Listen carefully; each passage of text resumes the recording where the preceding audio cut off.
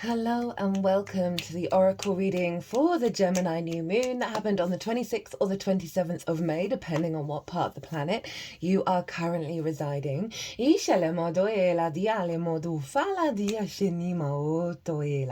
name's Chloe. I work with card divination, astrology, and as you just heard, and as you can see, I channel multi-dimensional energies through my body, both in the form of physical and vocal light language. All of this brings in healing, attunement, and activation codes to the messages that are going to come through today in this oracle reading. I always pull these oracle cards before I start any transit, so they've been sitting on the table during the collective reading, the all 12 signs, during the new moon itself. I'm recording this the day after, which is a Wednesday, happens to be Mercury's day. The moon is still in Gemini, and so we've got the real strong Gemini energy coming through.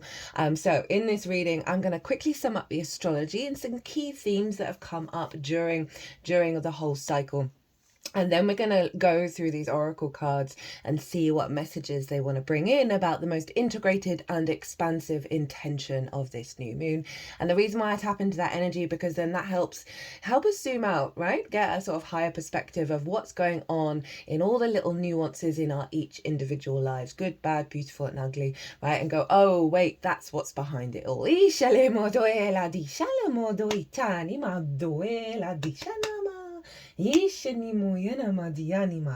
So this was quite a supportive, creative, perspective raising moon, right? The sun and the moon were conjunct Mercury and Uranus in Taurus. So there's a real sense of liberation in the density of the physical form, in alignment with the higher mind, right? But playful, creative, curious, trickster kind of energy, higher mind in the best possible way, right? Mercury was in the sign of Gemini. Mercury rules Gemini, and the way that everything was set up in the rest of the chart, all the energy was being pulled back into the sign of Gemini.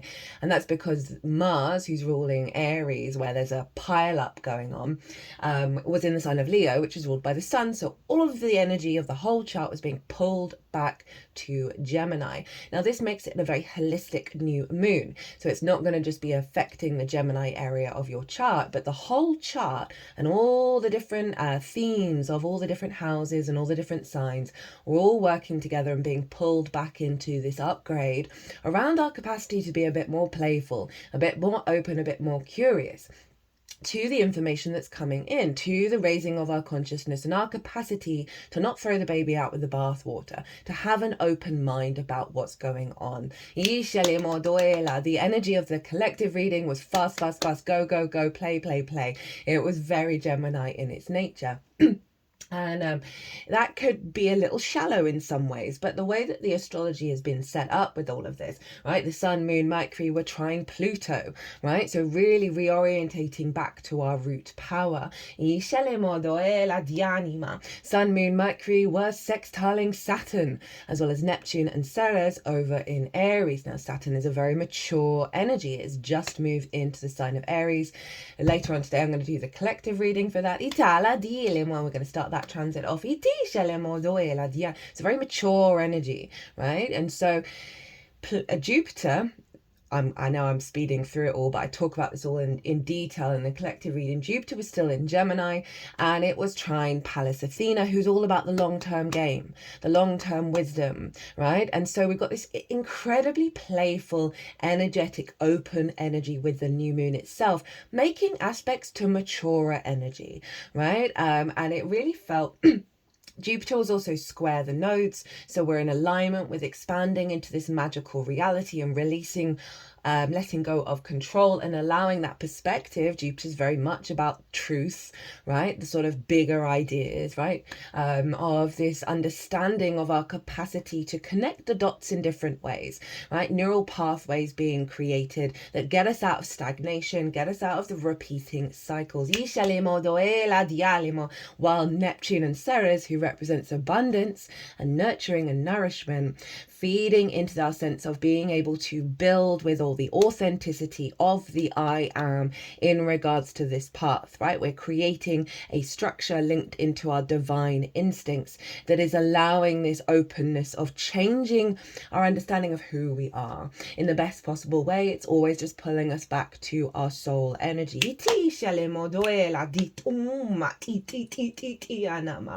Now, Mars, the ruler of Aries, was trine Venus and Chiron. So this hasn't necessarily been a easy transit for everybody, even though it's a trine, which is ruled by Jupiter. We've got lots of sextiles and trines with this moon. They are the yes planets, Venus and Jupiter, who rule them. So it's been a very supportive energy. It's sort of an ease, right? Even if there may have been difficult subjects, we've been getting higher perspectives. We've been learning to love in new ways, learning to respect and honor our feminine in Aries, right? Like that spark, that go, that passion, that drive, that independence, right? That courage. With Leo in the heart space. And so Chiron is the master teacher, the wounded healer, right? So we've been going through some really deep wounds and transforming them into wisdom. And all of this is funneling back into that lightness and play and curiosity, right? One of the messages that was linked into this moon was finding the opportunity and luck in any experience, right? I know that might be quite hard sometimes, but it generally recalibrates the frequency to the Fool, right? To be open to the new experience. Uranus is the Fool in the major arcana, and so it's really saying liberating of the past, helping us move through some difficult energy with a little more lightness of being, not suppressing it, right? But allowing ourselves to go, wait a minute, how do I shift my frequency? What's going to serve me in the long term? That pulls us back to Pallas Athena and Saturn. That's allowing us to be a bit more grounded and a little bit more mature in how we're working through these wounds and elevating them into deep wisdom. The exact conjunction with Venus and Chiron is going to happen on Sunday. What day is that? I'm terrible with dates, which is hilarious for an astrologer. The 1st of June. We're going to have that conjunction where there's going to be a real release around the sort of the struggles that have been going on. But overall, this is an alignment of our instincts to our higher wisdom. Right, again, Chiron's another mature energy that's really grounding and stabilizing for the long term, this capacity to be curious. Now I'm just going to touch lightly on something. I'm not going to go into too much detail. There are plenty of videos out there who've been dissecting this. And I'm thinking of doing on Sunday a Venus Chiron conjunction, little quick all 12 signs, just to get a card, 2 cards, one what we've released, one and what we're bringing in with that conjunction. It happens every year. It's not the easiest of things. That there's been in the spiritual community a lot of news and a lot of chatter around a certain figure, Aubrey Marcus, right? And I've not watched the interview with him and I believe his wife and the third partner, right? That there's been a shift in that dynamic towards polyamory. And I watched someone talk about it, a respected channeler that I really like, who's very real in her energy. Erin Lyons, shout out to Erin.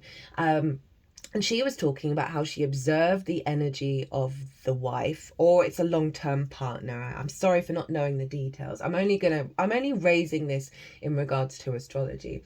That she had to go through certain wounds within herself to become at ease with this. Whether she is truly at ease at this or not, I'm not going into the details. I've not watched the interview myself.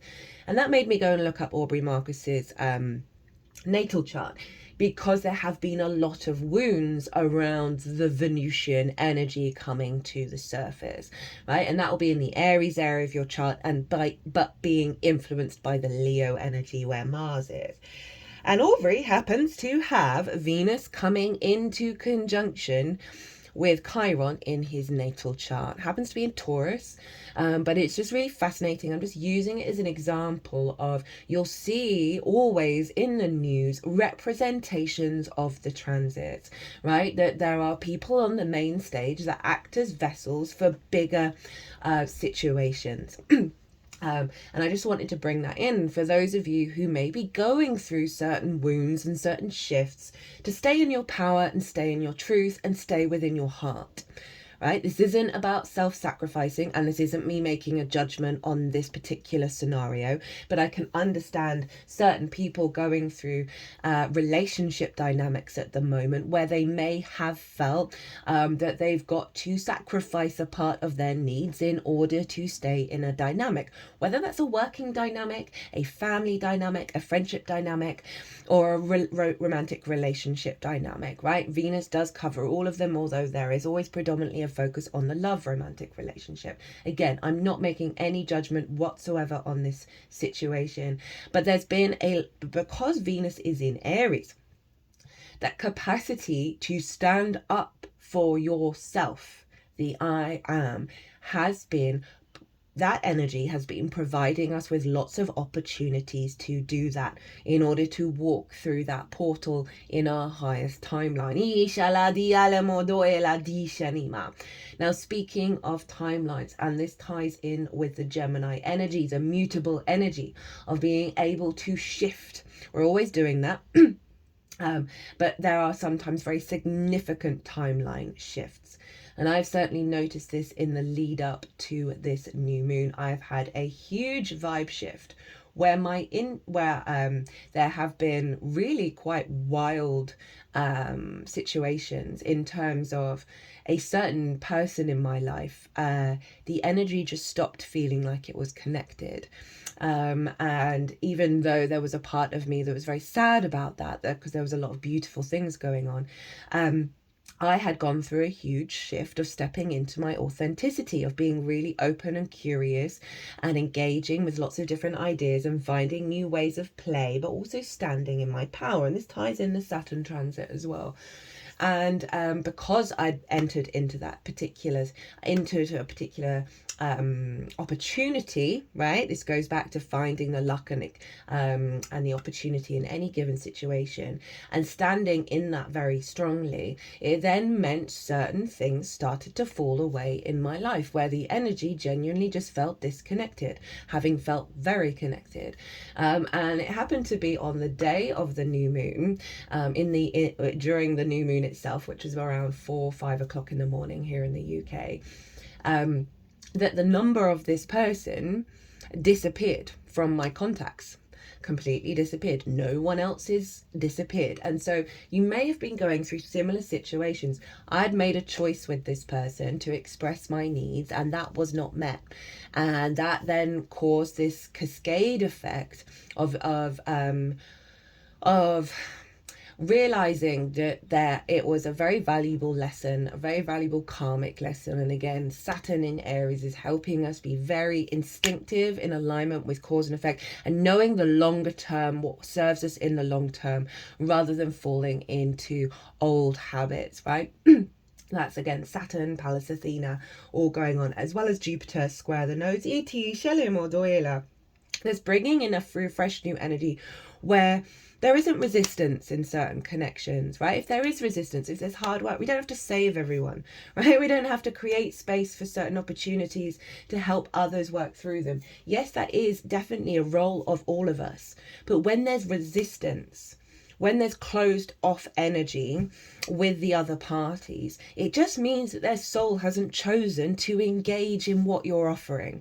And this is like, Gemini's very good at switching and going, all right, I'm going to go over here, I'm going to go and do this, right? Mutable energy that's allowing us to be a little bit more, as I said, lightness of being, curious and playful, and being able to move on, right? We've all got soul missions that are so flow state, and we have to go through certain lessons where there's resistance to realize, oh, wait a minute, even if this is ticking lots of boxes, say it's a job opportunity, say it's a big client who wants you to sort of sacrifice your morals, that kind of stuff, right? Family members where you're like, oh, I've been putting in the graft and there's resistance every time. That soul isn't choosing to engage. Trust in the I am of everybody's path, and then be able to move into a new frequency without that feeling, of regret. Oh, what if I did this? What if I could have done that? the universe is being very clear right now. Itala dice le moduela di anima. And so I've noticed with this timeline shift, this really loud one, because obviously we're doing it all the time, that I'm now, I've noticed frequencies a lot stronger, right? That air energy. There's been a lot of sort of content or books or engagement or situations that I've felt very naturally drawn to. And a lot of them have now fallen away, where I'm now feeling a disconnect when I'm engaging in those things, where there isn't the resonance. And for the first time ever, I tuned into Bashir, the channeler who channels Bashir, on YouTube, and I've watched maybe shorts on Instagram, but I've never actually watched him do his channeling. And there was so much in that and that happened yesterday on the day of the new moon. One that's sort of highlighting, because I can feel very overwhelmed watching. Sorry, I'm getting a lot of throat stuff coming up. Feel like it's important to bring that into the reading rather than pause. I can't watch a lot of esoteric stuff, right, or channeling, because the energies that I channel, they want to get involved. They want to start doing loads of stuff, and there's been so much stuff going on in my life lately that I felt like I've been at capacity, and that I can't pay attention too much. There are things I've needed to have on in the background where I'm processing, whereas I'm slightly disconnecting myself, but in this sort of processing thing, learning things through other mediums, right? And I just genuinely felt like I'm not feeling connected into those things in the same way, and I felt called to go and watch something that, I've got like 5 million tabs up on one of my windows of things I'm like, this seems like this is a really beautiful thing to watch. I'm going to learn so much from it, and I'll put the tab up, and then I don't go and watch them, right? Because there's this sense of sort of, it's very Gemini energy of not being able to focus, not being able to stay present. So it's really interesting that this Gemini energy, along with Jupiter and Saturn and Pallas Athena and Pluto and all of the things of like, we're stepping into a new frequency, and Jupiter's not going to be in Gemini for another 12 years, around our capacity to be fluid in the way that we're engaging with information, but it's serving our long term. So we're able to stay present and engage, without sort of flitting away. But in the Bashir transmission, I'll link it in the description box, they talked about how when we are provided with opportunities, right, in our lives, and when we move through that opportunity and our timeline basically raises up, we are then able to make better choices, right, in any given situation. That's what those shifts are all about, that recalibrate our energy to make choices that serve our soul, serve our longer term incarnation. I found it really interesting that he said the word choices. Now, the Lovers card is the Gemini card, and interestingly, it only came up once, I think, in the all 12 signs. Can't remember it coming up in the collective reading, of this upgrade that we're getting in Gemini, right, of the integration of the masculine, feminine and spirit within ourselves, Venus, Mars trining each other, that serve our longer term goals. Mars being in the sign of Leo, which rules the heart. Our heart, the more that we walk with our heart, like the Fool, the more we will be in alignment, right? But so much of our heart can be distorted by old experiences, and this moon, it feels so powerful in its capacity to facilitate the deep healing that allows us to let go of the grievances, the repeating cycles, in a way that opens up that heart and its capacity to play again, and to be curious about the opportunities that come its way, rather than jaded, right, rather than resistant.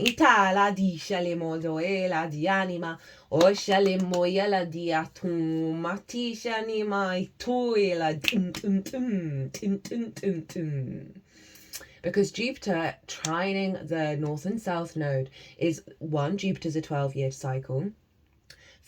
2, Saturn is a 30-year cycle, so we're not necessarily going to get this for another 30 years, this sextile to the moon.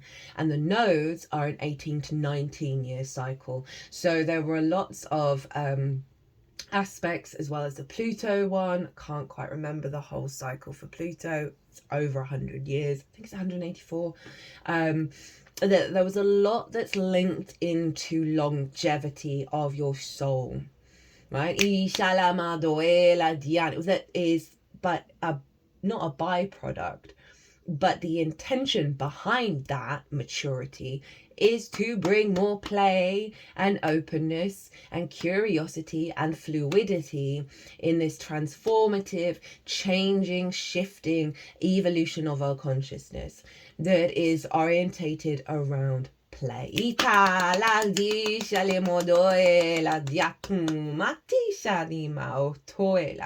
one thing I didn't mention in the collective reading, which I was kind of kicking myself about, is that, and I talk about this in the Pisces, North Node, Virgo, South Node transit axis, and that's in its own playlist. If you've not watched that, it's still so relevant. I need to go rewatch it. I need to remember the really cool, helpful stuff that was coming through around that, right? Essentially surrendering and letting go of control.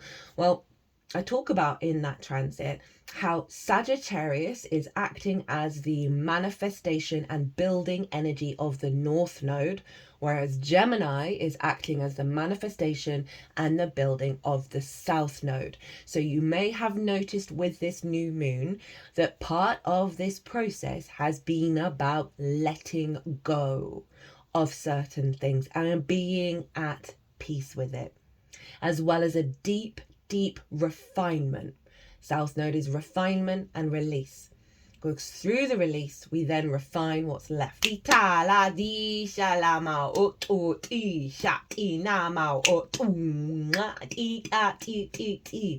on one side of it, it does feel like it's letting go of an energy around Gemini that might feel shallow or too frenetic and not being able to focus, while raising up our capacity to be open to changes of habit.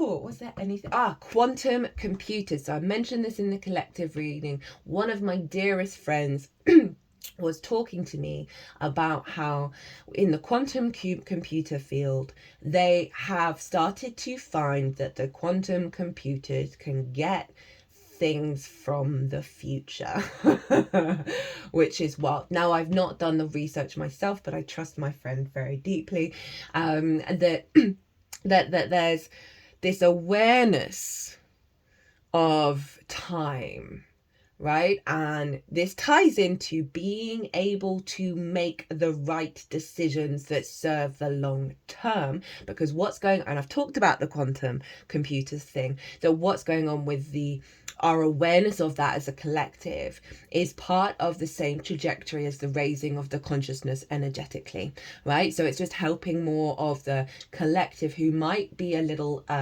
blocked in the conscious awareness of the raising of the consciousness because of this awareness of the quantum computers, and what we're now sort of discovering, that the brain is quantum as well, that is allowing that information to dissolve blocks in sort of those who may have more denser frequencies, to be able to then sort of pick up the little ding ding ding ding ding from the upgrading consciousness. But this ties into what I've been musing about for a while. I do not have the answer of, is it manifestation or is it precognitive, right? Because I talked about this, I think it was in the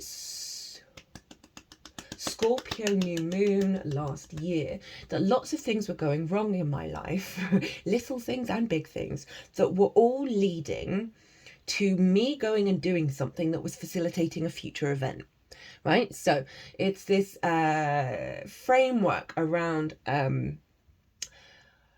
we in alignment, and our instincts to and we have an instinct to manifest, to create a sense of manifestation energy that then creates it in the future? Or is that instinct to start trying to manifest something because we're picking up on the field from the future that's in alignment with that? And that goes back to that quantum energy. It's being able to go into the future to get information, and that we are more in tune with our future self, our higher self in the future, right? Or just our higher self who is all in all spaces at all times, that we are able to pick up on that information a lot more, right?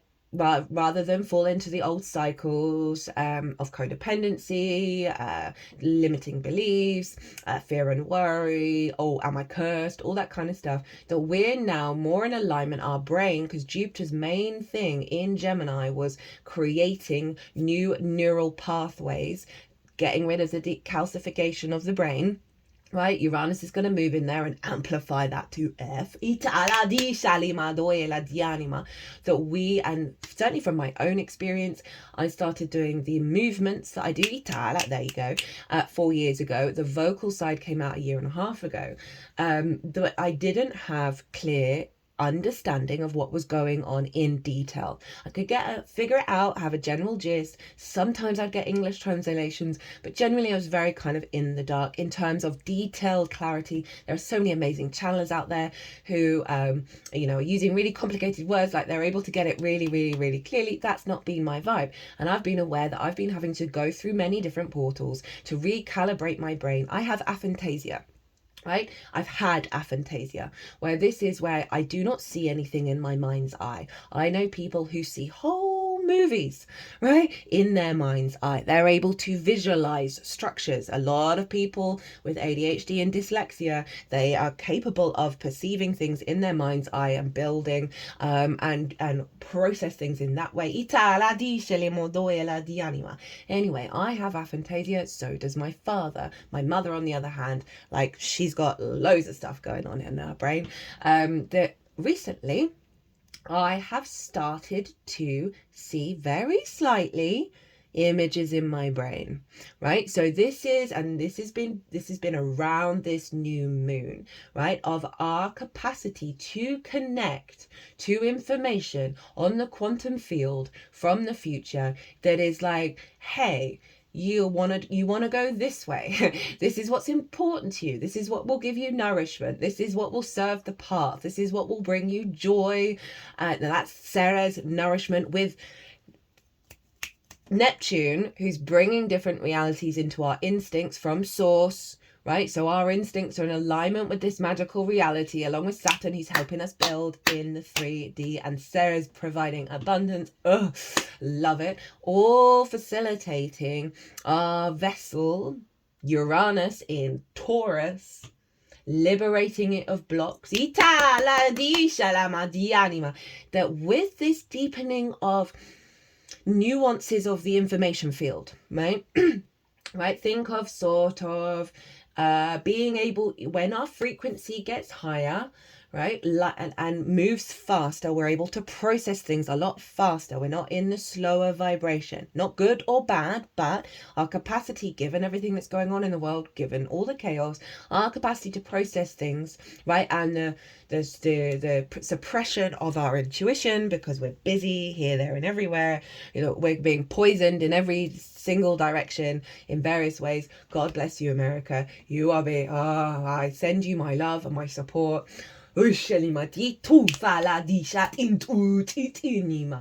we are being given lots of tools and lots of support to integrate this new frequency, this new dynamic, processing more things. That means that we're not being overcapacitated.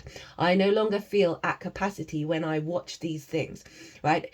I had to always be in a certain space, whereas I've got so much going on in so many different directions. And now I'm not feeling like I'm at capacity.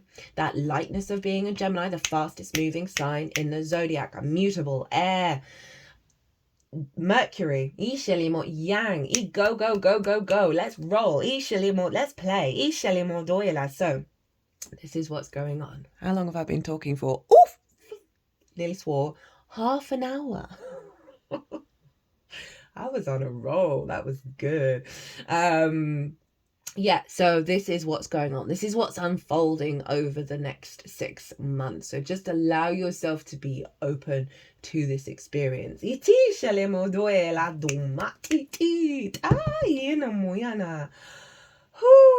Okay, so let's get into the oracle cards now. The first one is, I've used lots of very quick decks. So it's pretty good considering I was talking for 28 minutes. So there won't, we're probably going to move through this quite quickly. I've used lots of quick decks because, as I said, Gemini is the fastest moving sign in the zodiac. It's also the second sign in the zodiac. And what I really love about this card, this is from Soul Cards 1. Love the Soul Cards decks. They're very evocative. And so Gemini is often linked into being quite childish, right? Quite trickster energy. And what I love about this is we've got lots of greens and blues on here, and this child is being held, right? But the figure is not suffocating this child, right? The arm is round, but not a death grip. This figure isn't constantly looking what this child is doing and seeing if they're okay. This feels like the Uranian energy, because it's earth energy, right? Of Uranus even, or Uranus, which I keep needing to program my brain to say, because that's actually what it's called in terms of the Greek mythology. That is the path clearer, the breaker of chains. Uranus wants us to be free, to be confident being our free self, right? And so this Uranus energy in Taurus, ruled by Venus, is walking along the path, protecting us, but not suffocating, and allowing us to connect back to our true nature. And if you look here, this looks like the brain, the neural network, the neural path. And this child is putting the hand at the root stem. They're doing work at the third eye in the crown. They're shaking their head. Obviously, Aries rules the head. That's a strange noise. And then moved it to the heart and now to the throat. That this child is able to play and be curious and explore these things where we may have felt overwhelmed, because we are being protected, we are being supported, and we feel that, right? We feel that. It's a beautiful card to go with this moon.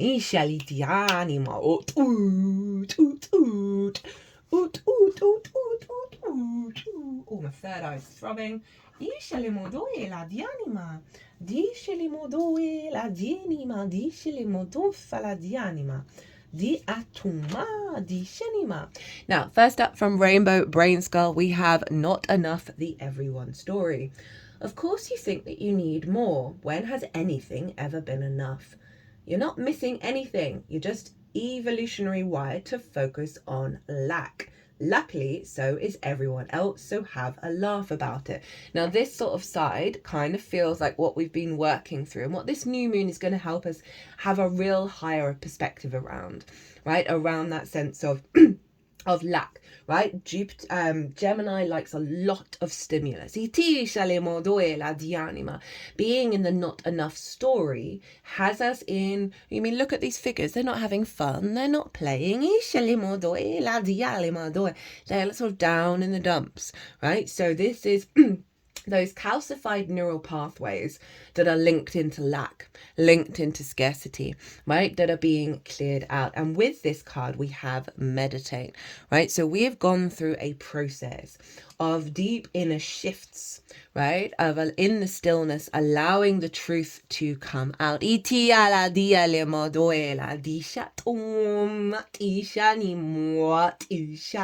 And if you look at the colors of this, we have the sacral chakra, the orange. We've got the solar plexus of the yellow, the root chakra of the sort of the browny red, with the outline of the crown chakra, and also the heart chakra in here. And they are in their third eye energy, crown chakra energy. Don't have any blues, interestingly, which is the throat chakra, but we do have blue here. But what this feels like is a deep inner recalibration away from the not enough story. And I love how it's saying just laugh about it. And so that is very Gemini energy, like fuck it, let's move on to the next thing. I can't remember if this came up in the collective reading, in this transit or a different transit, and I can't remember if it's something that was channeled or that I read in one of the oracle books, simply around what, I think it was in an oracle deck, what we've forgotten, of what moments do you want to collect in your life, right? So say something that's gone wrong, right, that feels quite painful simply because it's representing things that have gone wrong in similar ways in the past, but inherently it is something that will be okay, right? But in the moment you're like, ah, and it's like the phrase I'm starting to use with myself is, do I want to collect this moment? I've got the choice. Do I want to collect this? And again, not suppressing the emotional body, right? You are a multifaceted being. You have the capacity to still feel all of what you may have been feeling, whereas there may be a bigger part of you that's sitting there laughing and going, I'm not collecting this. This can move through me like a cloud, right? And then I'm going to go get on with my day, right? But it's not denying why you may be feeling like it. It's just you've decided you're not going to collect it.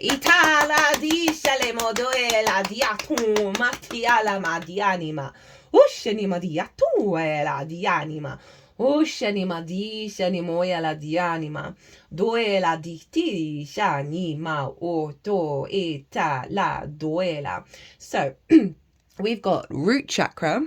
I have everything I need to survive and grow on this physical plane, right? So that's kind of tying in with the message here, right? That kind of higher understanding of the root chakra, bringing the crown to the root and the root to the crown. They've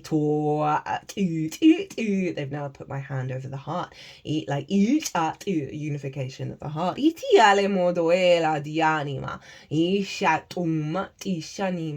Now, while I'm kind of feeling like a lot of this work has been done in the lead up to this new moon, often we still get opportunities after the download at the new moon, opportunities that are recreating the not enough story for us to walk through and realize, oh, I'm not attached to this anymore.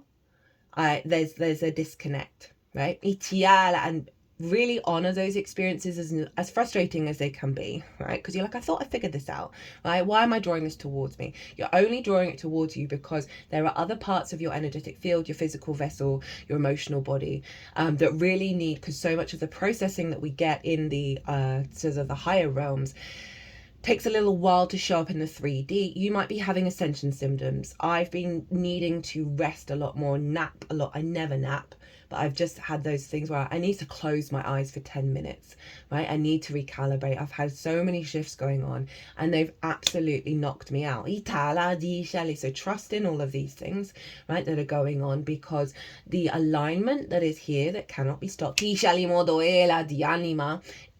unavoidable. It's unavoidable, right? Get some exercise. As your body becomes stronger, you begin to feel stronger in all ways. So through this process of the upgrading in the physical vessel, I now feel like I have way more energy, right? And I want to stretch, I want to move, I want to go. So there's two-pronged effect here of through this process of giving yourself the grace and space to heal the ascension symptoms. If you have them, you know, that Gemini energy is then going to allow a lot more frequency, a lot more fast frequency for you to have the motivation and drive to get up and take care of yourself, right? This is the adult in the room energy, right? This is Pallas Athena, this is Saturn, right? Of saying, okay, you are here for the long term and you got a beautiful, joyous, creative path to walk. Feed the vessel, help the vessel, right? It helps clear the mind, because often, especially with certain exercise practices, you're doing breath work. Breath work's really important for Gemini because of that hyperstimulation, that it just helps stimulate. It helps center. that stimulation, right? And keeps the focus on, especially if you're doing breath work where you're just like following the breath. It can help calm the mind. Breath work for any of the air signs is obviously really good. But yoga and other practices, qigong, it's all about the breath. And I feel like there's just going to be so many shifts going on that we're going to need to do a lot more self-care, right? And you're going to have the instinct to do that self-care, right? You're not going to neglect yourself. I've been talking with the person that I live with, right? We eat really well. There's so many things that we tick the boxes, but we've both been kind of talking about how we want to take it to the next level of care and devotion for self. And that's Sarah's. That's Sarah's, of having the ideas and implementing them and embodying them. That bring nurturing, right, and loving. We then have Saturn in Pisces, very appropriate. Saturn has just left Pisces, and it's loss, right? And so this feels like our deep capacity with the shift that's going on is to transmute loss at a higher level, right? Saturn is going to retrograde back into Pisces. Saturn in Pisces is clearing out so much karmic cycles in the collective and then pulling all that energy into Aries of our instincts being recalibrated to a higher frequency because we cleared our emotional body at a greater level. And I think through this process, there's going to be various things, whether it's thought processes, situations, whatever's going on, that loss is going to come up, right? But your capacity to heal and work through that, Venus conjunct Chiron, this energy is all locked into the Gemini part of your chart for the next 6 months up until the Gemini full moon. Venus conjunct Chiron is our capacity to stand in our power and transmute that energy. Think of Kali.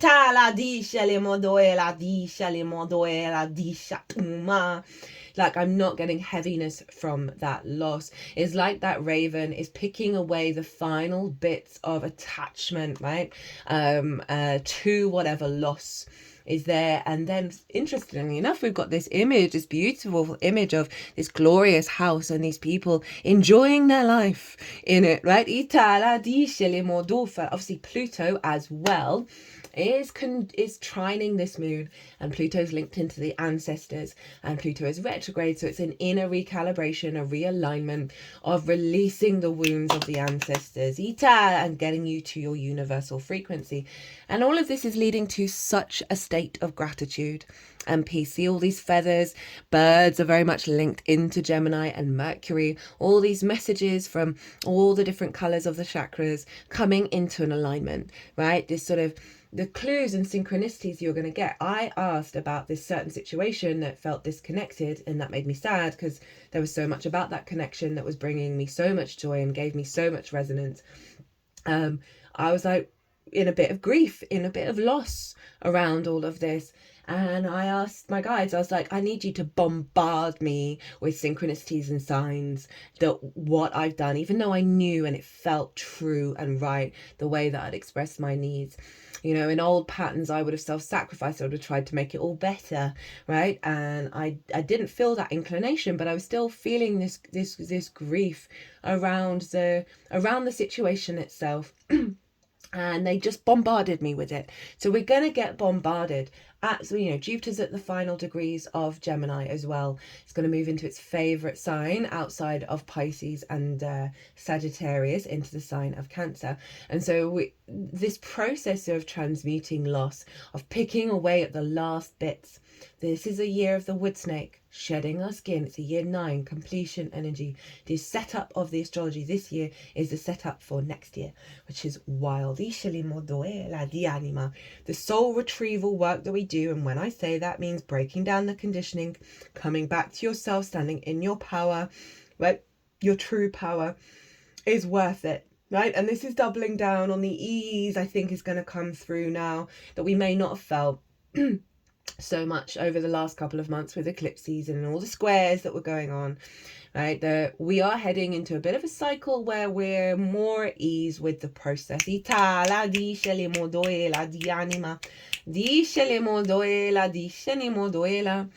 have Rhodolite garnet, go beyond what appears to be on the surface. I bring you the ability to see beyond your present perception.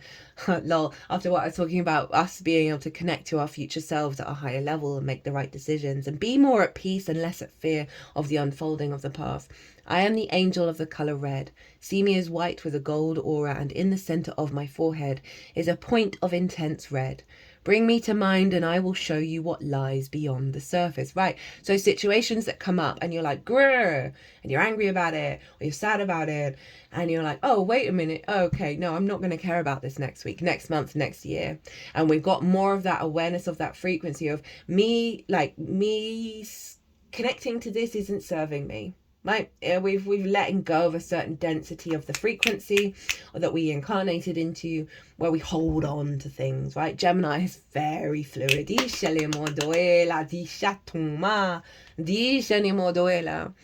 Rhodolite garnet heals through cause and effect. Can't make it up. Saturn is about karma, cause and effect, trining, sextiling even this moon. And the sextiles are ruled by Venus, so very creative, harmonizing energy. It takes you back from the effect to the cause. And the more that we understand the root cause, the real root cause, the more we can let all of the things, all of the various iterations of that root cause dissolve. There's Neptune. One cause, many effects. So it reveals the cause and helps you deal with the cause. The effects then disappear. It is good to carry if you are in a situation where you may be affected. Helps you to understand what is meant by materialism and gives you the reality. It also shows you the meaning of the concept of intention in relationship to materialization and your thoughts and feelings. It therefore steers you away from negative thoughts. Love that. Hold rhodolite garnet in the right hand. Gemini rules the hands. It now encourages you to go beyond what appears to be on the surface. You find yourself in the middle of nowhere. I didn't read any of these cards or even scan the energy, but I usually just scan the energy, and I didn't even do that. I was like, I want to go in blind, and I love that this is showing up. It's just affirming the transmission that's come through. It now encourages you to go beyond what appears to be on the surface. You find yourself in the middle of nowhere. It is rocky and barren. That is what's on the surface. You look at a cleft of rock, there is a twinkle of light. You move some of the rocks and there appears the point of a clear quartz cluster. I leave you to continue this moderation. So clarity and funneling of the energy, a clarity. It feels like the conduits in our mind have been cleared out of sludge, the defrag that was the Scorpio full moon that's facilitating the blueprint that came in with Taurus, that we now have a capacity to move through these conduits without having to kind of jump over certain things. And that's very much linked into the defrag metaphor that came through in the Scorpio full moon. Don't take anything personally. Release self-judgment. Now that can be judgment about hanging around a certain situation. I've been very loyal in my life and I've stuck around certain dynamics that were taking the piss out of me, right? Because I don't want anyone left behind. This ties in, I'm going to bring it into the Saturn transit, honoring the I am of all paths, right? Did you make the right decision? Are you a good person? All that kind of stuff. This is saying, let it go. Let go of that self-judgment and trust your instincts. Trust yourself. We're more integrated with the multidimensional energy within us that is allowing us to work with the energetic field at a higher capacity and lean into trust. Trust is at the forefront. Self-judgment means we do not trust every given moment. The more we come into an alignment with that good, bad, beautiful, and the ugly, the more the path unfolds in the way that's in alignment with that trust that your soul signed up for all this nonsense. Truly. Trust that these experiences, and I'm not doing this to spiritually bypass, but the more we become to peace with this, the less intense they feel, the more we're quick to the wisdom. And this moon is facilitating that experience over the next 6 months. I'm very grateful for this moon. Even the opinions you have about yourself are not necessarily true. Therefore, you don't need to take whatever you hear in your own mind personally. And I love how this was on top of this. And this was like, we're helping you work through the bullshit, basically, right? The superficial more dense frequency of your mind just trying to keep you safe. It's all it's trying to do. It's all it's trying to do is keep you safe because you've not been safe in the past. And so it's actually one of your biggest support team. And we are going through stages of helping soothe the wounds of the mind and allow it to realize it has new ways of engaging with reality. They just put my hands like that at the third eye. Now they're crying. Now they're formed like that at the top of my head. They're bringing through this transmission. You're getting codes to help integrate this. And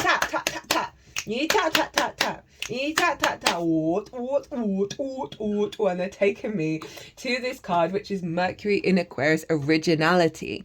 Like, Aquarius is very future thinking. Right, I've got my moon in Aquarius, and if I hear an idea that I'm like, all right, that sounds true, so often parts of my brain that thought the other thing, like or the nonsense, like, it just disappear. Right, it's that ability to connect to that idea, feel the resonance of the truth of it, and then operate from it. Now, Mercury in Aquarius is the Seven of Swords, which is about thinking differently beyond conflict. We've got the Dove of Peace coming out of this star, out of the third eye of this individual, where we're very inventive. Forgot to say, in the collective reading, I had a transmission come in from one of my guides in English. And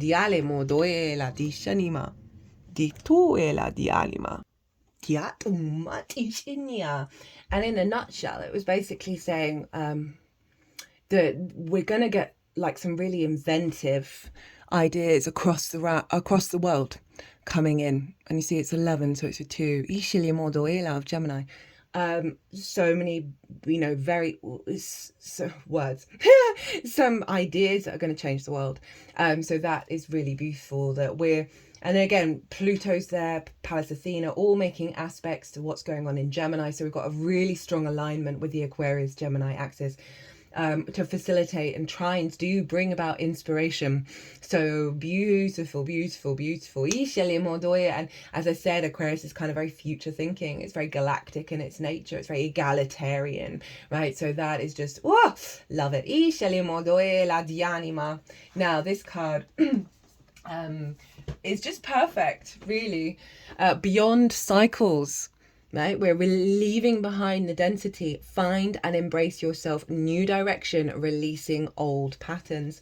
Now,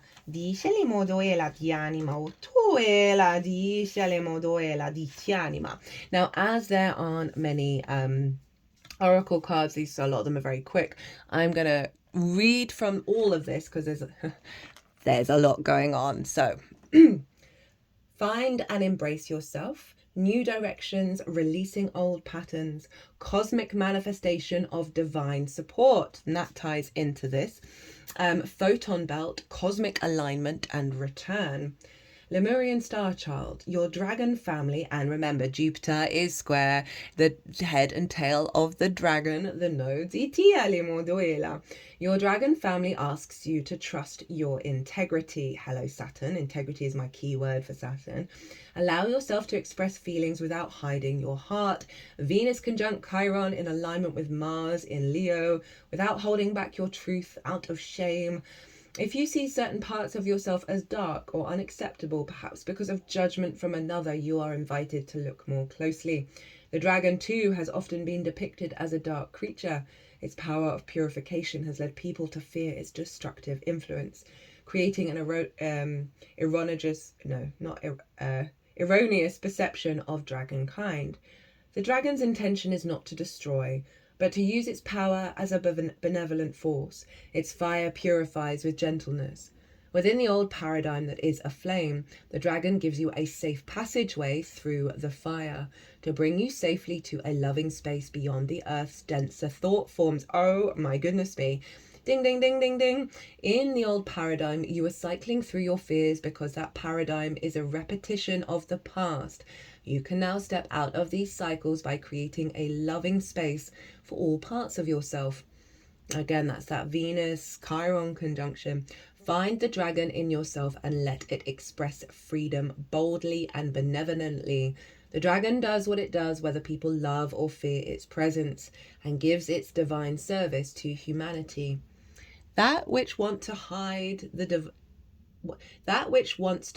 divine aspects of yourself or perceives the dragon as fearsome is the ego, afraid it will be burned up within the fires of purification. It cannot allow you to see all the helping hands reaching out as gestures of support in the physical and etheric realms. Acknowledge and love all aspects of yourself, especially those aspects that you might consider the dark. The ego fears those aspects the most because they can set you free when you shine your light on them. The dragon sees all the false thoughts of the ego and wishes to share with you its divine communion. I mean, it is summing up everything. It's beautiful. Mankind has created in its mind a battle between good and evil. This is the illusion of thought, which is in turn the illusion of darkness. The cycles of the old paradigm are over, and the dragon is the catalyst to bring you to resolution and integration, for you are ready to transcend all two-dimensional cycles. Yana.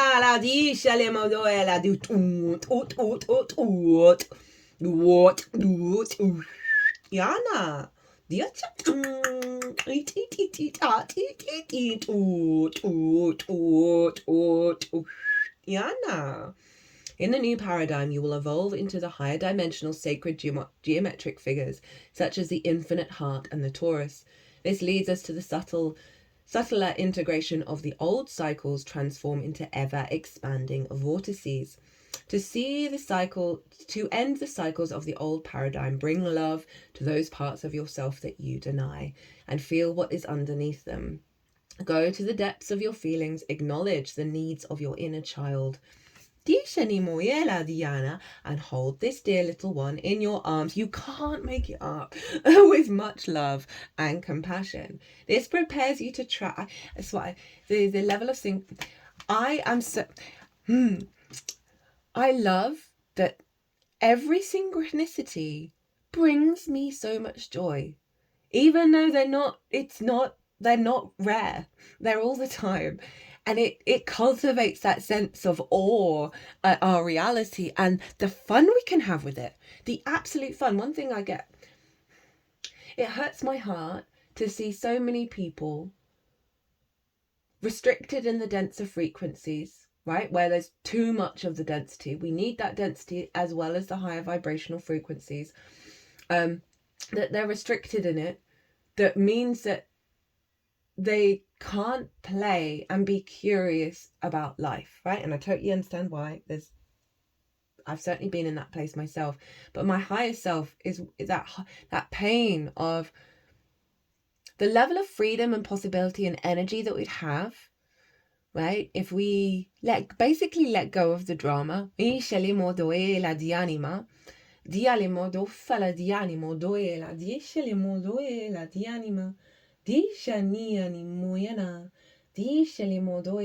know what it's saying? Transform the cycles into ever-expanding vortices, right? That sense of possibility, right? And the beauty of it.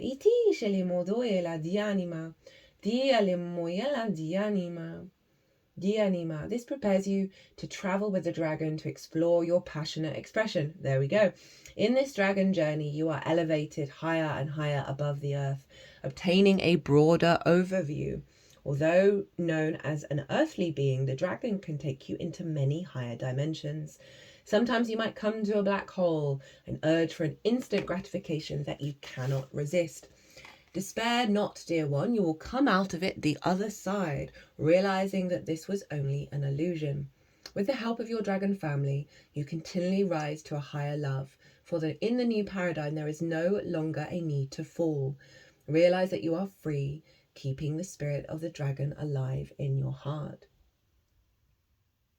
I'm just going to read the Violet Flame meditation. As the fire purifies you, allow the flames to become violet like the flames of Saint Germain. Allow this flame to encompass your whole body, and then see it become larger and larger, as big as the whole world, cleansing it with the beings of fire. On a collective level, the cycles of the old paradigm are now ending, although it is not always perceived as such. In the final phase of purification, the energies can seem chaotic, although through divine will all is well. In this fire, no illusion can remain, and so the illusion that is the ego burns up. Allow this final illusion to dissolve, for it is the root of all illusions. The liberated light will forever free you from all shadows. The dragons are here to assist you. They don't protect you with force, but with purification. The fire assures the highest outcome for all involved. Allow this healing fire to abide in you for the highest good of all. Affirmation. As I am guided beyond duality thinking, I find myself coming out of a black hole into presence.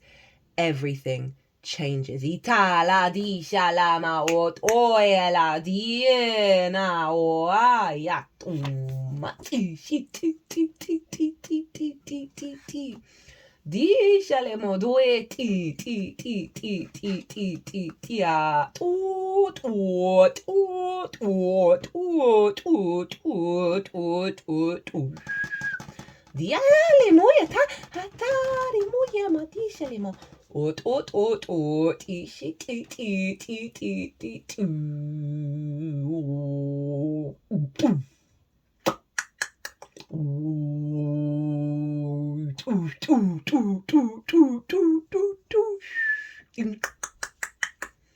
Dicele modoe la dianima. Hata ta ta ta ta.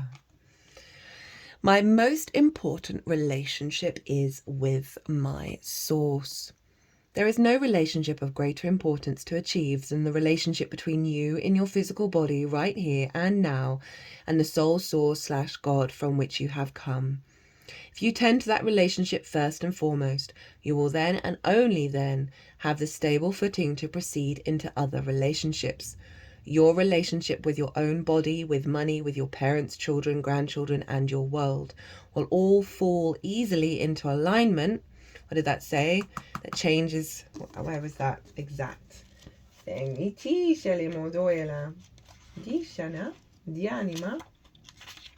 Everything changes, right? Lol. Will all fall easily into alignment once you tend to this fundamental relationship first. And this moon is allowing us to do that. It's giving us the energy for that to be easy. Such a supportive moon. Don't make assumptions. Learn to ask questions. Hello, Gemini, and its curiosity. It is always better to ask questions than to make assumptions. Have the courage to ask questions until you are as clear as you can be. Once you hear the answer to a question, you won't have to make assumptions because you will know the truth. Be open. Be curious to what's unfolding. You know, if you're sort of second guessing a situation and that's taking up a lot of your time, the energy of this moon, like Mercury conjunct the sun and the moon with Uranus, is like, Uranus is so independent, right? And will just do what it wants to do. So it's really allowing us to step into that place of like shortcutting a lot of nonsense that can occur through making assumptions and having expectations. Of like, if we just be real with each other, be upfront with each other, right? And allow that to, so others can make their own autonomous decisions. And the way to instigate that kind of cycle is to ask questions where you normally would have made an assumption, right? And just be like, call for, because it helps others then really clarify what the fuck they mean. Which one do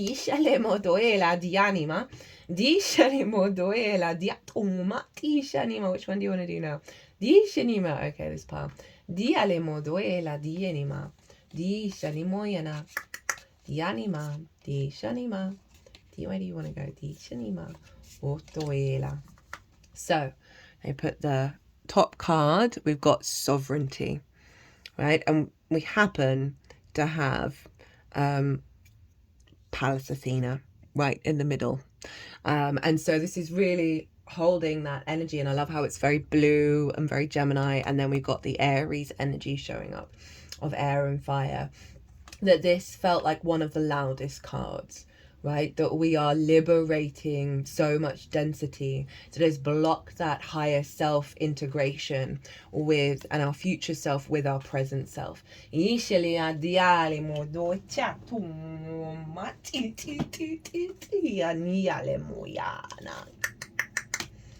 And then we have from the Rumi's Gift Oracle, we have enchantment. Come, I'll show you the enchanted garden of your heart. Once you enter, you become the fragrance of flowers, unafraid of the prickle of thorns. You see that when you burn like the oil in the lamp, you confide in darkness, and it welcomes you and embraces your light. You become both the lion and the prey, both faith and idolatry, and the sweet kiss that discovers honey in each bitterness. Like the cure that has taken away the pain, you will give your life and become life itself. Now, this really highlights the duality of the twins of Gemini, right? You become the fragrant flower, but are not unafraid of the prickle of your thorns, right? You are the light in the darkness, the cure that is the honey, the sweet kiss, and in the bitterness, right? The faith and the idolatry.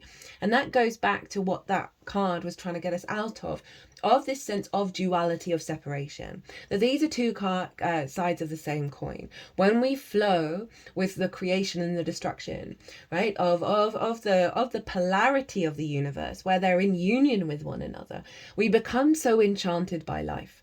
Right? Ishali modoela di shali modoela di animoyala di shatum di tati anima utuela di shanima. And I love that when you become the burn like the oil in the lamp, it's really referencing that spark of spirit, of Aries energy, very autonomous energy, right? Very independent energy that it is with the Gemini. This is so Gemini and the Aries combined, of the play and the curiosity of it, right? Rather than the fixed, rigid energy that we can often embody. You know, all of this zoomed out perspectives helps us not take everything so seriously. And this really feels like a blending of the truth of the reality of the universe, rather than being in competition with it. If you think about the witching hours, which are at dawn and dusk, when it is still night and the sun is rising, or it is still day but the night is rising, those are the magical hours when we blend that energy, when we honor both sides and see the beauty and the resonance and the wisdom in all things. Ita, and that's again finding the opportunity and the luck in everything. Ita la di shanima utuila di anima. Okay, so next up from Rainbow Brainskull, we have me, also me, also me, and also me, which I, before reading it sums up the poem that we just read of the, now it's not quite the duality, it is the multifaceted nature, right? We've got the duality here of the black and the white. We've got the dusk, right? Oh my goodness. Oh, the synchronicities in this are just so beautiful. And then, the multi-dimensional sphere, right? This is what we are embodying all of these things. We're not here to reject any aspect of those, but get them all to work together. You contain multitudes. Stop trying to shrink yourself down to a single thing. Accept the different seasons of your personality.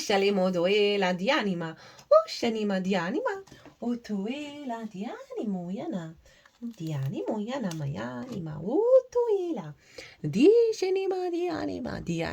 with all this fire energy, instincts, primal energy, with Mars involved as well, I thought I'd use the animal deck. Hard worker, beaver, loyal, tireless, family first, The beaver personality is a welcome sight. These good-natured and dependable creatures have infinite love and enthusiasm for family and express it by way of the earth element, providing a home, financial stability. Although a beaver doesn't usually initiate a project, once started, they'll work steadily for weeks, months, or years to see it through. The beaver card appears when the task at hand requires your long-term steady effort. It can also signify that it's time for some karma yoga. Selfless service. When in balance, happy, meaningful work. When out of balance, feels useless, worn out. And this feels, I'm getting two messages. One, that what's going on here, we have the momentum and impetus to put it into practice and build with this frequency, right? It's really letting me know that this is solid. It's not going anywhere. I also feel like this is a little nod from your support team, right? That they are doing the meaningful work behind the scenes to facilitate your 3D experience, because this is actually a water energy. And if we think about family first, right, that doesn't have to be your blood family, because not everyone's blood family are in alignment with our soul's path. It can be your chosen family, it can be your soul family. That there is a level of doing right by and devotion and dedication, because there's an awareness that these people are going to be in your life for as long as you are on this planet, right? So again, it's really tying into that long-term devotion and dedication to that which nourishes you and supports you. And in process, you are nourishing and supporting yourself and those around you, because you're aware of that which is going to be part of the longer term plan. It's going to help you connect more deeply to those individuals that are meant to be on your path, that serve the nourishment and the expansion and the stability of that path.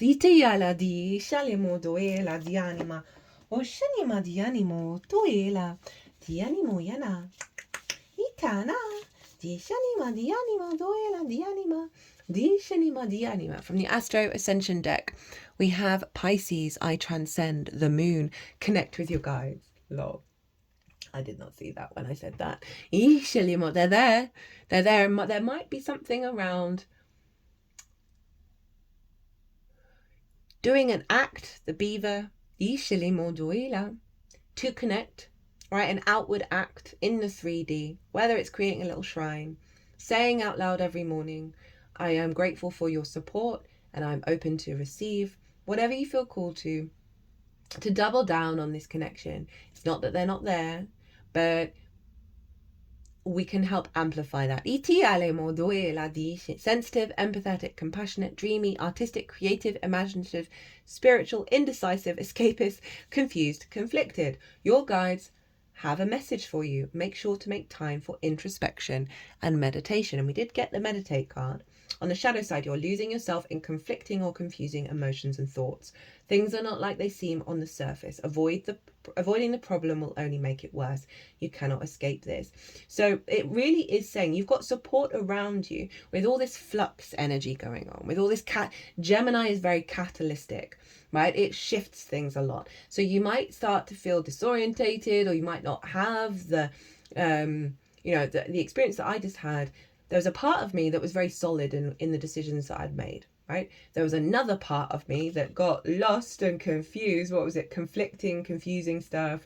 Focusing on the surface rather than what's underneath.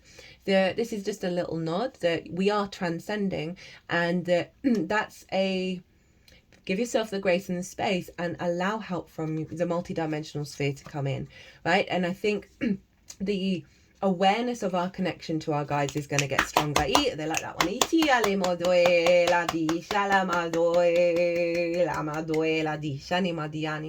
it's going to feel more tangible, right? Because sometimes it can kind of feel like, oh, is this even having any impact, or am I just away with the fairies? Sorry, Faye, I'm not. That's just a phrase. Just don't come for me.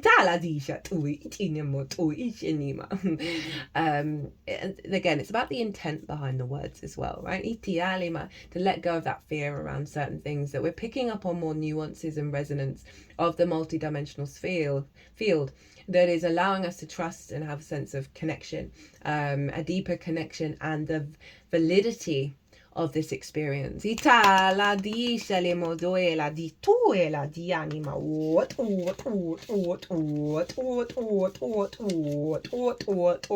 sheni di anima. Duela aran. The wise healer, ancient gifts, ancient wisdom, mind, heart connection, mental energy, nature lover, free-spirited healer, yang, dominant, colourful weirdo. You're meant to share and use your ancient wisdom and healing gifts. There's a life for you outside the matrix. Follow the call. So again, our capacity to access this wisdom, this knowledge, the database, Ital, the code, and by embodying that, right, we're naturally vibrating at a healing frequency. We're going to find more alignment around the multitude of possibilities that are outside the denser frequencies of how we exist in the 3D.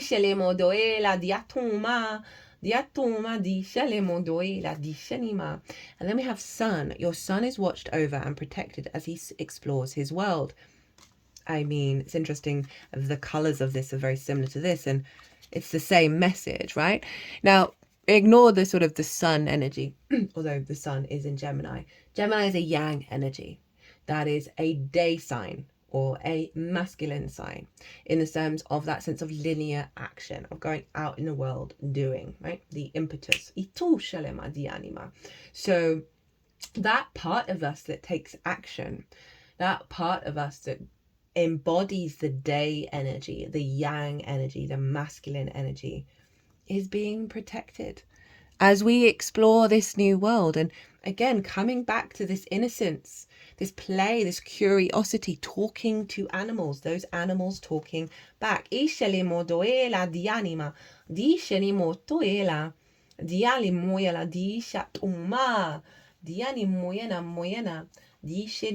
we want to do? Okay, start from the top.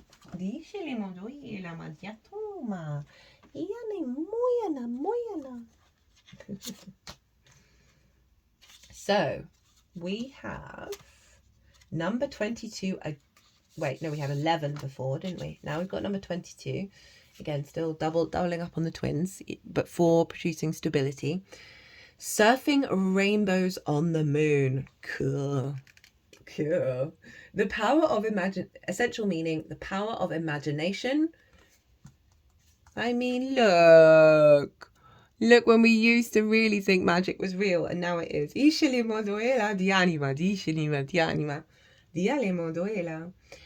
When led by inspiration and intuition, the source of innovative thinking, being playful.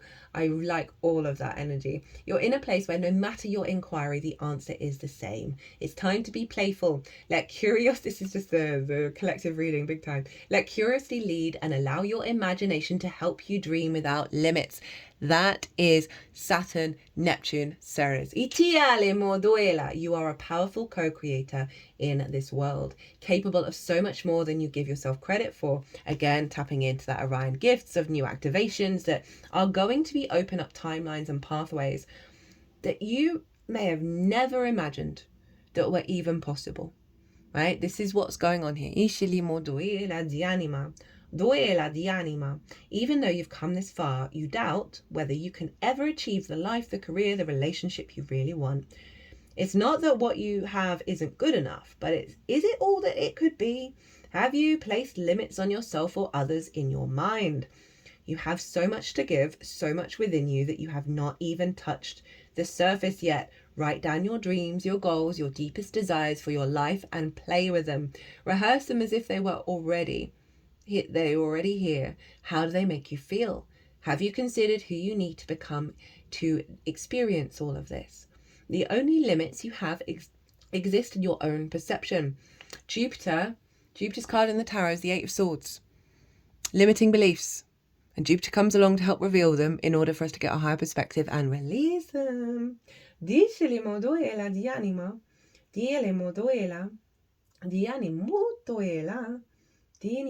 you considered who you need to become to experience all of this? The only limits you have exist in your own perception. Imagine you are surfing rainbows on the moon. Don't worry about how you'll get there. Just don't limit yourself, especially not now.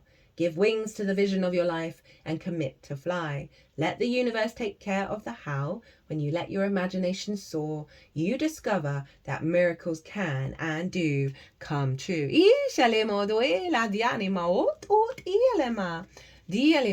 And that ties in with the enchantment, and it's kind of reminding me of what I said about synchronicities.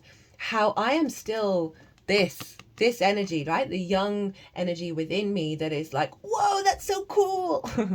You know, when someone does something that everyone else is like, this is not that interesting. You're like, whoa, I've not seen that before. Oh, you did that in a way that I've never seen. You're so cool. That kind of vibe.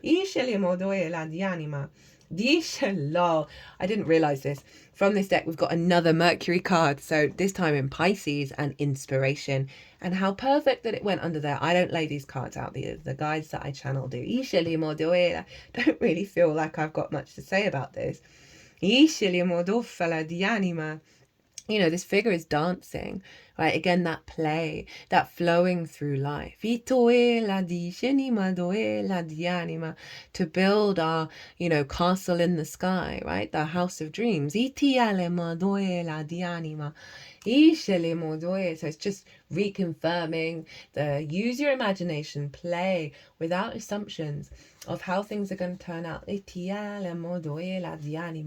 not needing to figure out the why. This is really leaning into the dream state. The interconnectedness of all things. And then we have Moon Goddess. I am in harmonious flow with the moon's energy and all phases of life. Love some alignment coming in. And so we've got Moon card, and we've got the sun with the slither of the moon there as well. Of really saying that what's coming through in this moon, and we're not going to miss anything. Everything is in alignment now.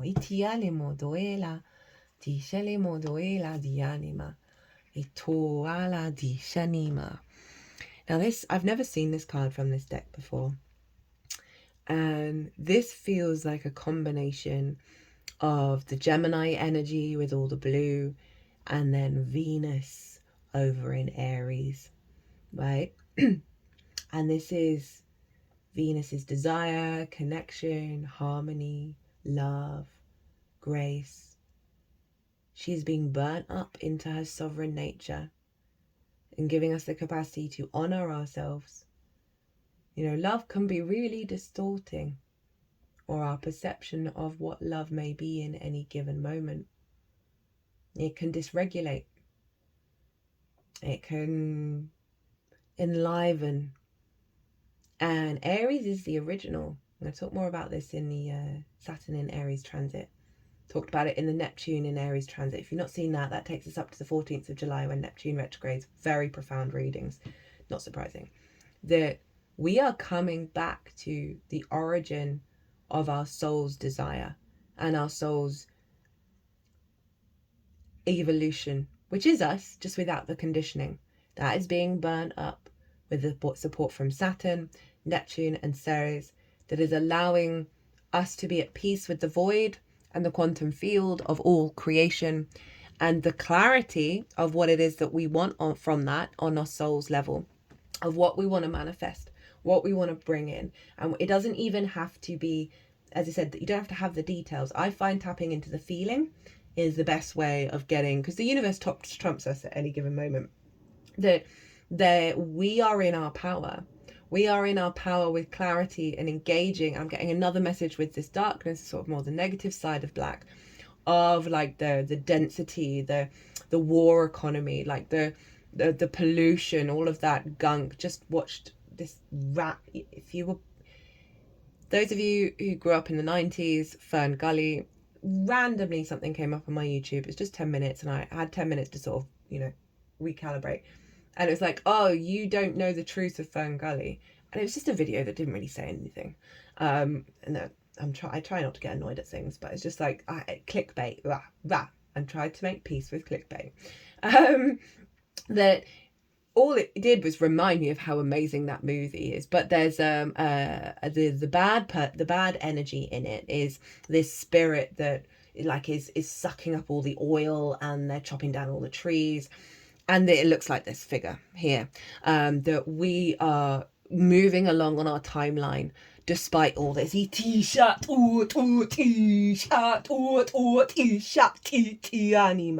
And Mars in Leo as well, in terms of that alignment of our motivation and drive and our creation energy with Venus.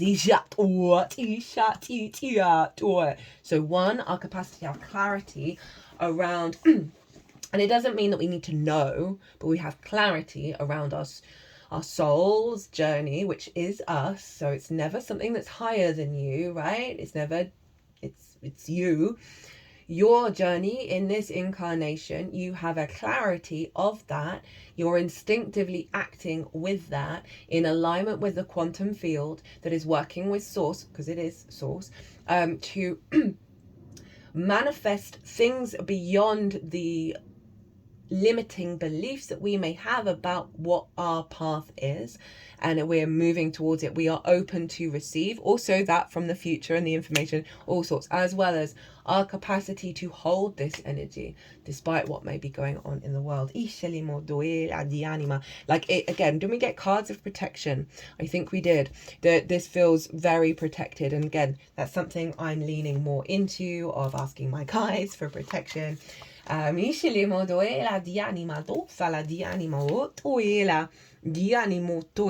raccoon, talented, shadowy, in hiding. Raccoon energy is at play within all artists to greater or lesser degrees. At best, it indicates talent, tenacity, and skillfulness with a particular musical instrument or creative tool.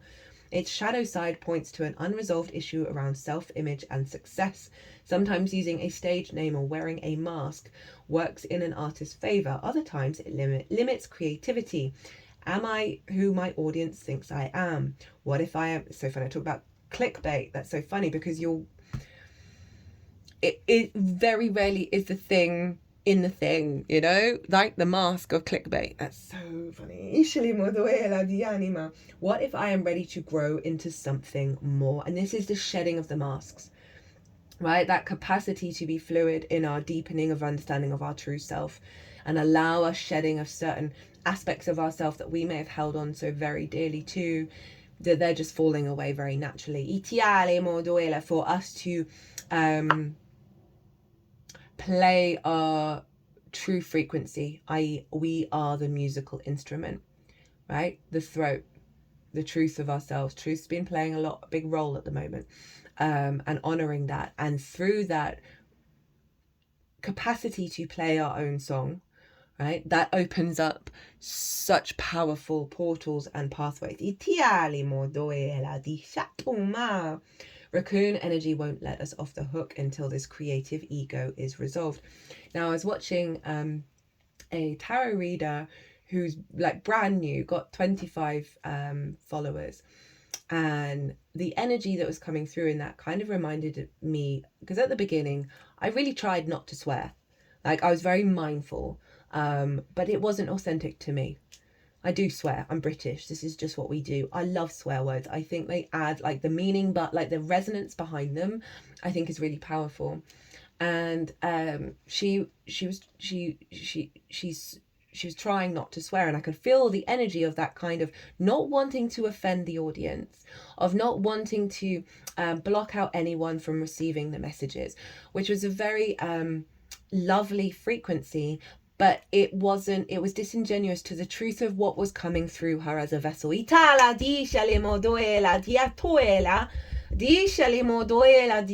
that feels very relevant to this, that the Gemini energy doesn't, and Aries, always swear in Aries readings, they don't give a fuck. They don't. And that can go to extremes, right? Which is not great, but that's because Pallas Athena and Saturn are anchoring this into that which serves us. The letting go of fucks to give that do not serve us anymore, right?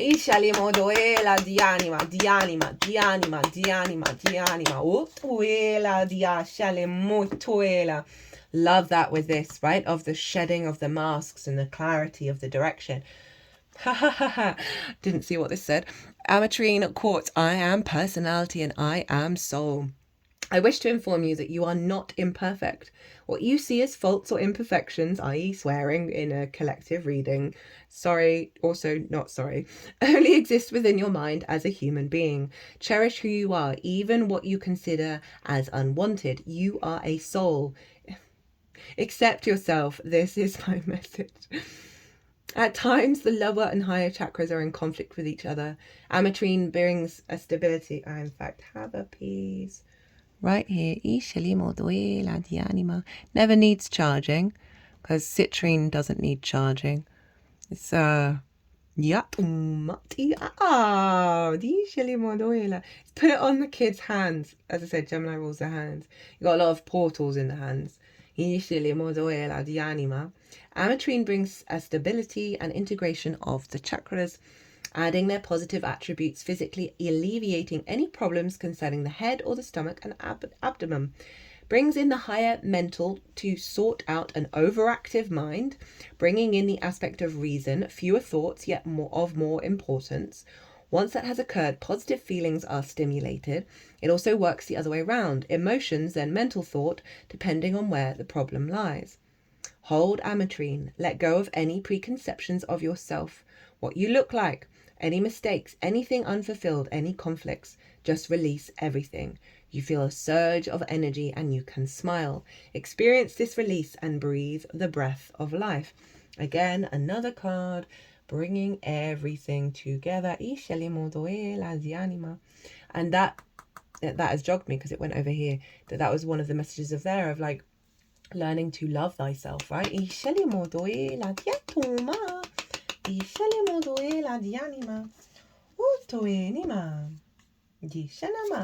Now, number 23, and I shuffled these.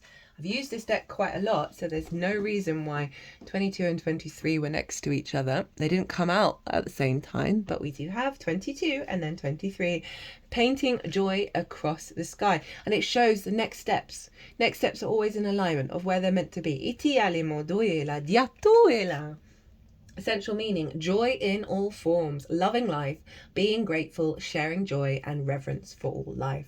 Life can be a sticky place some days, where safety and trust may not come easily. How do you trust a world that is changing so rapidly, where people seem more and more disconnected from each other, from nature and from spirit? You work hard and hope for the best, but you can be easily disheartened and disappointed. Yes, life is a struggle. It can be unfair, hard, corrupt, and hopeless. But it is simultaneously hopeful, brilliant, trustworthy, good, and beautiful. Again, the duality turning into a polarity. Nothing will ever be perfect, but neither will it ever be permanent. Can you bring your attention to the beauty of the cosmos, of nature, and all her inhabitants? To see the beauty within each person you encounter. Can you remember that joy is a perception, and a perspective, and an action? Breathe in and tune into the energy of gratitude. Choose to be a kind and compassionate citizen of the world, regardless of the challenges surrounding you. Give freely of your heart, then you will know how to paint joy across the sky. Joy doesn't need the outer world to behave. In fact, the greatest expression of joy can arise from your deepest sorrows. That's tying back into the loss energy. Remember that joy is an energy, and a contagious one at that. When you cultivate it and spread it freely, the outer world will reflect it back to you in a form that is so beautiful and meaningful. Choose joy today, and soon you'll note how much richer and fulfilled you are. In fact, more reasons to be joyful will spring up in your outer world the more you pay attention to joy. Don't feel like I've got anything to add to that beautiful message. It's very in alignment with the Gemini frequency and the shifts of our perspective. Ooh, I can release false premises with law-based premises. There has been a theme unfolding here of replacing false premises with law-based premises, and we would like to leave you with a final one. We all make too much of all of this. I swear I said earlier in the reading, take things too seriously. No, we really do. And I say that as someone who takes things very seriously. It is ridiculous. It is simpler than we all make it out to be. Be easy about it. Be kind to yourself. Do things that feel fun. Look for things that bring you relief. And just like, do you need to collect that moment, right? And just easily move into that place, your vortex, where all things that you want have already been lined up for you. Again, another card, that is summing up everything. Right, final card. Goodness me. I thought this would be a short reading. I'm having too much fun. We have Well of Dreams, creation, visions, messages that dissolve the veil, bliss, dreams. I relax deeply and allow the gift of dreaming. So we've had a lot of dream state, imagination. We're going to be able to access that field at a higher level, beyond the limiting dense frequencies of what, that's not rational, so that can't work. Right? This is the Pisces North Node, Virgo South Node axis that Jupiter is activating, and the release point is where Jupiter is with this frequency in Gemini, of letting go of the blocks in how we perceive reality around the finite materialistic world. Right? That is the Virgo South Node release going on that is activating this Pisces energy, and obviously turtles live in the ocean. We've got a lot of Pisces stuff come through, of our capacity to engage with the magical reality. I relax deeply and allow the gift of dreaming to be filled with the love and light of my divine home. Do you remember your Lemurian dreams? Colours, shapes and textures were birthed as an etheric dream that gradually became more physical. While you were swimming in dream time, your love and enjoyment allowed for more structure to be born. Hi, Saturn. This is how the physical Eden of Lemuria came into being. How do you feel when you wake up in the morning? Do you feel like you've been busy, even if you don't remember much from your dreams? You have drawn this card because you are receiving great healing, guidance, and inspiration in dream time, and your Lemurian guides invite you to pay attention to this process. They show you the well of dreams, which is the connection between the physical world and the dream time, and also a portal to etheric Lemuria. The Lemurians show you how you can clear your well of dreams if there are any discrepancies. See it before you and allow angels and guides to shower it with light. This purifies the unconscious mental emotional energies and also helps you to sleep peacefully. You might also feel like life is like a dream, that you are daydreaming a lot, or that you've had a lot of predictive dreams. In these cases, the separation between the physical and the dream dimension is diminished. Allow these opportunities to receive great healing, because your dreams are giving you many messages. Have you had dreams? And the Sagittarius full moon is going to be square the nodes as well. Have you had dreams that brought up unconscious issues, perhaps even nightmares? Connect to Lemuria to heal anything that is stuck in your well of dreams.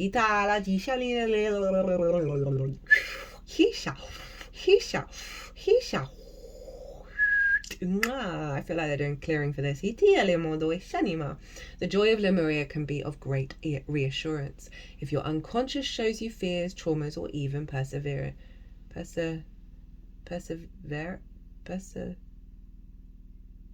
perversions, oh my goodness, allow all of these emotions to effortlessly melt away with the help of your Lemurian guides. In shadow dimensions, the well of dreams is an astral well containing subtle mental emotional energies.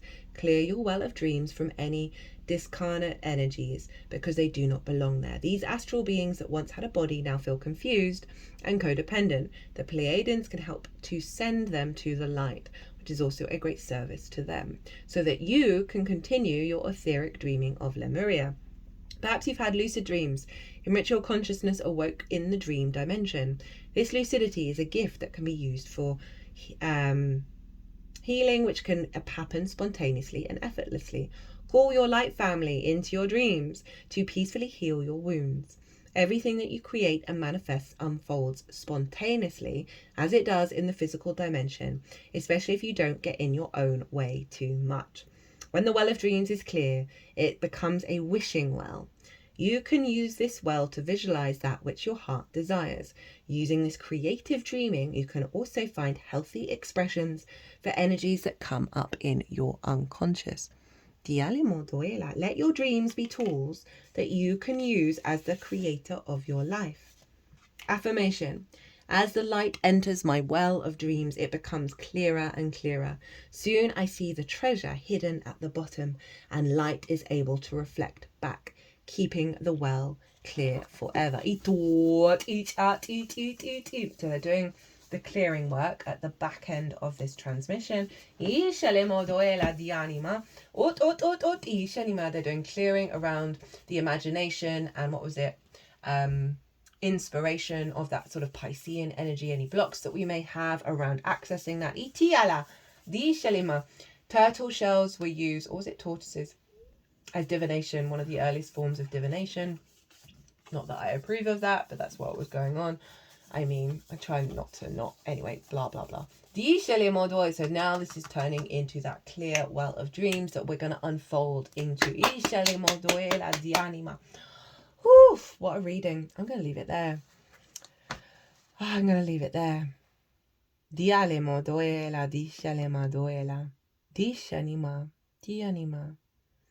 So clearing the energy field now, letting that all settle and integrate. I've got these white cards that I used to put in the books to find them. And so it's like bringing a clean slate into our codex of all the lives that we've lived, all the pages that we've turned, and bringing in this vision, this clarity, this clean slate. The